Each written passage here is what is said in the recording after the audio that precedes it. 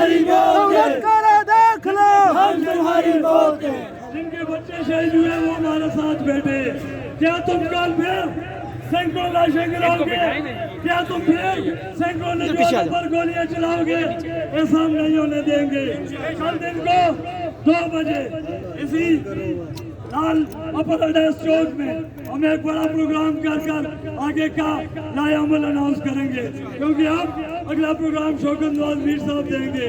मैं एक मरतबा फिर आपसे गुजारिश करूंगा, आपके जज्बात सर आंखों पर, हमसे ज्यादा ताकतवर लोग, हमसे ज्यादा मामला फेम लोग, हमसे ज्यादा समझ सोच रखने वाले लोग आप लोग, लेकिन हमारी कामयाबी इसमें कि हम फेम और विरासत के साथ आगे बढ़ेंगे। ये वादा लोगों हमारा इन बैंक चौधों को चौको चुनाव में मारेंगे। जिन्होंने हमारे नेता बच्चों पर गोलियां चलाई, क्या ये एफसीपीसी इन बैंक चौधों को प्रोटेक्शन देती रहेगी? कब तक देगी? लेकिन जरूरत इस बात की है, लेकिन जरूरत इस बात की है, इंकलाब आएगा, आगे बढ़ेंगे। अब ये मुल्तमिस रियासत का वो बेटा जिसने पूरे कश्मीर को यकजान किया, मेरा मतलब मेरा और आपका भी शौकत नवाज